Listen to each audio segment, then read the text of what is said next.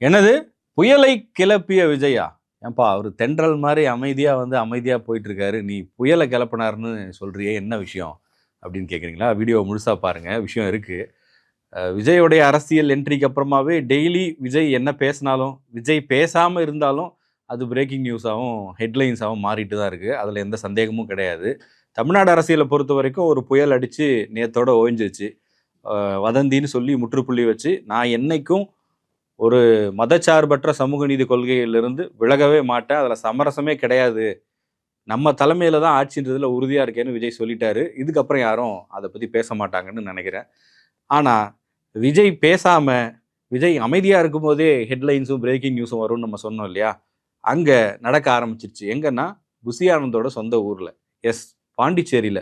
புதுச்சேரியில அரசியல்ல ஒரு மிகப்பெரிய குழப்பம் ஏற்பட்டிருக்கு. அங்க ஒரு மாற்றம் நடக்க வாய்ப்பு இருக்குன்னு சொல்றாங்க.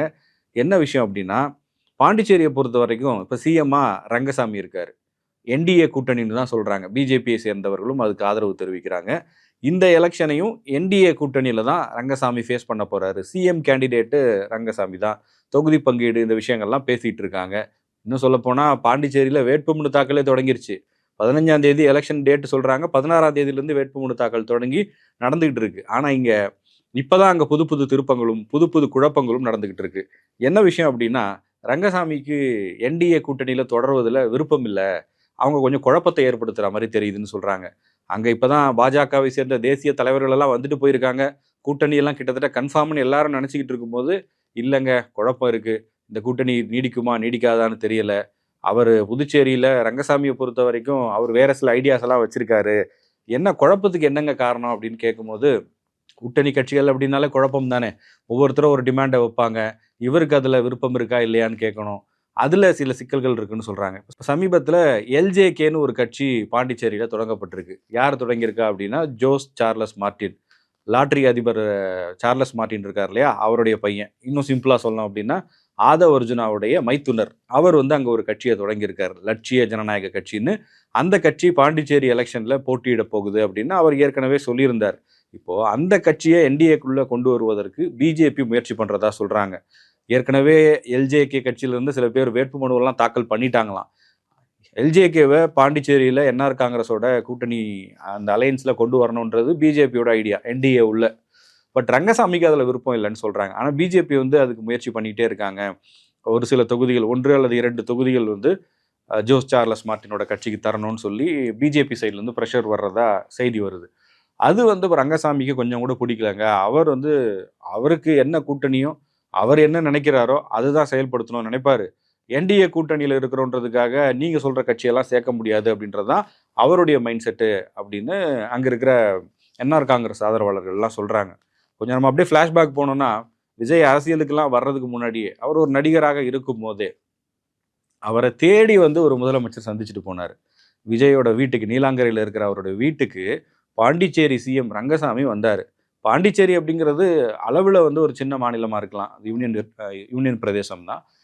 அதனுடைய பரப்பளவு குறைவா இருக்கலாம். பட் இருந்தாலும் அவர் முதலமைச்சர் தானே. மாநிலத்தினுடைய அளவு, மக்கள் தொகை இதையெல்லாம் தாண்டி இந்தியாவில் ஒரு மாநிலத்தின் முதலமைச்சராகவோ, அல்லது ஒரு யூனியன் பிரதேசத்தினுடைய முதலமைச்சராக இருக்கக்கூடிய எல்லாரையுமே நம்ம அதே ஈக்குவலான ரெஸ்பெக்ட் இருக்கும். அதே மாதிரியான புரோட்டோகால் தான் அவங்களுக்கும் இருக்கும். ஸோ அந்த வகையில ஒரு முதலமைச்சர் ஒரு நடிகரை சந்திச்சார் அப்படின்றது அன்னைக்கே எல்லாரையும் ஆச்சரியப்பட வச்சது.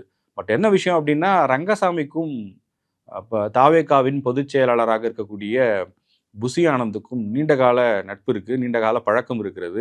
2 பேரும் ஒரே கட்சியில வேலை செஞ்சவங்க. என்ஆர் காங்கிரஸ் தொடங்குறதுக்கு முன்னாடி ரங்கசாமி காங்கிரஸ் கட்சியில தான் இருந்தாரு. அதுல ஒரு பிளவு ஏற்பட்டு, வருத்தம் ஏற்பட்டு தான் என்ஆர் காங்கிரஸ்ன்னு ஒரு கட்சிய உருவாக்குறாரு. அந்த மாதிரி புசி ஆனந்தும் ஒரு காலகட்டத்தில அவரோட ஒர்க் பண்ணவர் தான். அதனால 2 பேருக்கும் இன்னைக்கும் அந்த ரிலேஷன்ஷிப்பும், நட்பும் தொடருது அப்படின்னு சொல்றாங்க. அந்த அடிப்படையில தான் அன்னைக்கு 2 பேரும் மீட் பண்ணோம். ரங்கசாமியும் மீட் பண்ணணும்னு விருப்பப்பட்டிருக்காரு. விஜயும் மீட் பண்றேன்னு சொன்னப்ப, விஜய் சொன்னாராம், "இல்லங்க நம்ம போய் பார்க்கலாம். அவர் ஒரு சிஎம் நம்ம அவர போய் பார்த்தா தானே நல்லாருக்கும்." அப்படின்னு சொன்னதுக்கு, "இல்ல அவர் வரேன்னு சொல்றாரு. உங்கள வர வேணான்னு சொல்றாரு. வீட்டுக்கு பார்க்கணும்னு சொல்றாருன்னு" சொன்ன அப்புறம், சரின்னு சொல்லி அந்த சந்திப்பு நடந்தது. அந்த நட்பு இன்னைக்கு வரைக்கும் தொடர்ந்துகிட்டு இருக்கு. பாண்டிச்சேரிக்காரர் இல்லையா புசி ஆனந்த். இன்னைக்கு அவருடைய ஓட்டெல்லாம் சோழிங்கநல்லூர் தமிழ்நாட்டுக்கு மாத்திட்டாரு. அவரும் டி. நகர் வேட்பாளரா மாறப் போறாரு. பட் இருந்தாலும் அவருடைய வீடு அங்க இருக்கு. பாண்டிச்சேரியில அவருடைய வீடு அங்க தான் இருக்கு. ஃபேமிலி அங்க இருக்காங்க. அவருக்கு நெருங்கிய நண்பர்கள் அங்கே இருக்காங்க, அவருடைய பிஸ்னஸ் அங்கே இருக்குது, எல்லாமே அங்கே இருக்கிறதுனால வீக்கெண்ட் ஆனால் அவர் வந்து பாண்டிச்சேரிக்கு போயிடுவார், சண்டேஸில் அங்கே தான் இருப்பார்னு சொல்கிறாங்க. அந்த அளவுக்கு பாண்டிச்சேரிக்கும் அவருக்குமான நெருக்கம் நட்பு தொடருது. பாண்டிச்சேரிக்கு விஜய் போய் கேம்பெயின் பண்ணார்ல, கேம்பெயின் பண்ணும்போது கூட அங்கே அனுமதி வாங்குறதுக்கு நிறைய சிக்கல்கள் தடைகள்லாம் இருந்துச்சு. அப்போ நேரடியாக அவர் போயிட்டு ரங்கசாமியை சந்தித்து பேசக்கூடிய அளவுக்கு அவங்க 2 பேருக்கும் இடையில் ஒரு நல்ல நட்பு இருக்குது.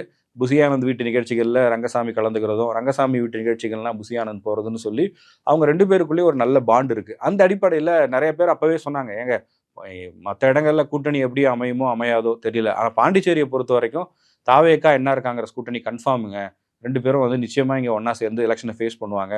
என்ஆர் காங்கிரஸுக்கும் இங்கே ஒரு செல்வாக்கு இருக்குது, விஜய் ரசிகர்களும் இங்கே நிறைய இருக்காங்க, அதனால தாவேகாவும் கூட்டணி அமைச்சாங்கன்னா அவங்களும் வந்து ஒரு ஆளுங்கட்சியோட கூட்டணி வச்ச மாதிரி இருக்கும், எப்படியும் என்ஆர் காங்கிரஸ் ஆட்சிக்கு வந்துடும், அவங்களுக்கு ஒரு பெரிய ப்ளஸ்ஸாக இருக்கும் அப்படின்னு சொன்னாங்க. சில பேர்லாம் சொன்னாங்க, அங்கே பாண்டிச்சேரியில் யார் தெரியுமா சிஎம் வேட்பாளர்? புசி ஆனந்த் தாங்க, தாவேகா தனியாக நின்றுச்சுன்னா புசி ஆனந்த் தான், என்ஆர் காங்கிரஸோட கூட்டணி வச்சா ரங்கசாமின்லாம் சொன்னாங்க. பட் அதெல்லாம் இப்போ வந்து ஒரு டி நகருக்கு வந்துட்டார், அதுக்கெல்லாம் வாய்ப்பு இல்லைன்றது தெரிஞ்சு போச்சு. இப்போ என்ன அப்படின்னா, விஜய் பாண்டிச்சேரிக்கு பிரச்சாரத்துக்கு போகும்போதே என்ஆர் காங்கிரஸை பற்றி பெருசாக அவர் கிரிட்டிசைஸ் பண்ணவே இல்லை. அங்கே பிஜேபியை பற்றி கிரிட்டிசைஸ் பண்ணார். அங்கே போய் வந்து திமுகவை, தமிழ்நாட்டில் ஆட்சியில் இருக்கக்கூடிய திமுகவை பற்றி பேசினாருன்னு அப்போ நிறைய விமர்சனங்கள்லாம் வந்துச்சு. அப்போதுலேருந்தே வந்து விஜய் வந்து கூட்டணிக்கு போயிடுவாரா, இது பண்ணுவாரான்ற ஒரு பேச்சு இருந்துகிட்டே இருந்துச்சு. இப்போ அது வந்து கிட்டத்தட்ட பழம் நழுவி பாலில் விழப்போகுது அப்படின்னு சொல்கிறாங்க. என்டிஏ கூட்டணியிலிருந்து ரங்கசாமி வெளியேறிய பிறகு தாவேகா என்ஆர் காங்கிரஸ் கூட்டணி அமைய வாய்ப்பு இருக்கிறது. தாவேகாவும் வேட்பாளர் நேர்காணல் இதெல்லாம் பண்ணிட்டு இருக்காங்க பாண்டிச்சேரியில். சமீபத்தில் அங்கே பிஜேபி, காங்கிரஸ், மாற்று கட்சிகள்ல இருந்தெல்லாம் டிவிகேல சேர்ந்துருக்காங்க. ஸோ அவங்களாலையும் அங்கே வந்து 30 தொகுதி இருக்குது பாண்டிச்சேரியில், அந்த 30 தொகுதிக்கும் கேண்டிடேட் போட முடியும் அப்படிங்கிற அளவுக்கு அவங்களும் தயாராகிக்கிட்டு இருக்காங்க. ஆனால் என்ஆர் காங்கிரஸோடு கூட்டணி அமைக்கிற பட்சத்தில் அவர்கள் எத்தனை இடங்களில் கொடுக்குறாங்களோ அதை பொறுத்து கூட்டணி அமையும்னு சொல்கிறாங்க. பட் தமிழ்நாட்டில் வந்து விஜய் வந்து ஒரு முடிவெடுக்காமல், அதுக்கு முன்னாடி அங்கே என்ஆர் காங்கிரஸோட கூட்டணி பாண்டிச்சேரி அப்படின்றத பற்றி முடிவெடுப்பாரா அப்படின்ற ஒரு சந்தேகமும் இருக்குது. ஏன்னா இதில் ஒரு சிக்கல் இருக்குது. பாண்டிச்சேரிக்கு ஏப்ரல் 9 எலெக்ஷனு, தமிழ்நாட்டுக்கு ஏப்ரல் 23. ஸோ வேறு வழியே இல்லை. தமிழ்நாட்டுக்கு என்ன பண்ண போகிறாரு, வேட்பாளர் பட்டியல் இதெல்லாம் அறிவிக்கிறதுக்கு முன்னாடி பாண்டிச்சேரியை வந்து அவர் முடிச்சாகணும். அதன் பிறகு தான் இங்கே கவனம் செலுத்த முடியும். இங்கேயும் வந்து ஒரு பக்கம் 50-60 வேட்பாளர்களை தேர்வு பண்ணிட்டாருன்னு சொல்கிறாங்க. நேற்றைய முன்தினம் 2வது கட்ட நேர்காணல் நடந்திருக்கு தமிழ்நாட்டில் எலெக்ஷனில் நிற்க போகிற தாவேகா வேட்பாளர்களுக்கு. அதுலேயும் சில பேரை கன்ஃபார்ம் பண்ணதாக சொல்கிறாங்க. இந்த வேலைகளும் ஒரு பக்கம் நடந்துகிட்டு இருக்கு. ஆதவ அர்ஜுனாவே வெளிப்படையாக சொல்லிட்டார் இல்லையா, 234 தொகுதியிலையும் தாவேகா தனித்து தான் போட்டியிட போகுதுன்னு. நேற்று விஜயும் தெளிவுபடுத்திட்டார் என்டிஏவோட கூட்டணி இல்லைங்கிறது. எந்த கூட்டணி இருந்தாலும் தன்னுடைய தலைமையில் தான் அப்படிங்கிறதையும் சொல்லிட்டார். ஸோ தமிழ்நாட்டுக்கு முன்பாக பாண்டிச்சேரி அரசியலில் இப்போது விஜயால் ஒரு புயல் மையம் கொண்டிருக்கிறது. அந்த புயல் வந்து அடுத்தது எப்படி நகரப்போகுது, வலுவிழக்கப் போகுதா இல்லை வலு பெறப்போகுதா அப்படிங்கிறத நம்ம வெயிட் பண்ணி தான் பார்க்கணும். பட் தமிழ்நாடை தாண்டி பாண்டிச்சேரியில் விஜய்க்கு ஒரு செல்வாக்கு இருப்பதனால அவருடைய ப்ரெசன்ஸ் அங்கே முக்கியம் அப்படிங்கிறத அவங்க நம்புகிறாங்க. விஜய் பிரச்சாரத்துக்கு வந்தாலும் இன்னும் பெரிய அளவுக்கு ஹெல்ப் பண்ணணும்னு நம்புகிறாங்க. அடுத்தடுத்த நாட்களில் இது பற்றின விரிவான தகவல்கள் கிடைக்கும், அதிகாரப்பூர்வ தகவல்கள் வரும். அது வரைக்கும் பேச்சுவார்த்தைகள் தான் நடந்துட்டு இருக்கோம்னு சொல்கிறாங்க. அந்த மாதிரி அப்டேட்ஸ் வரும்போது நம்ம அதையும் பதிவு பண்ணலாம். உங்களுடைய கருத்து என்ன? பாண்டிச்சேரி அரசியலில் விஜய் என்ன முடிவு எடுக்கணும்னு நீங்கள் நினைக்கிறீங்க? தனியாக போகிறது நல்லதா இல்லை என்ஆர் காங்கிரஸோட கூட்டணிங்கிறது நல்லதா? கமெண்ட் செக்ஷனில் சொல்லுங்கள்.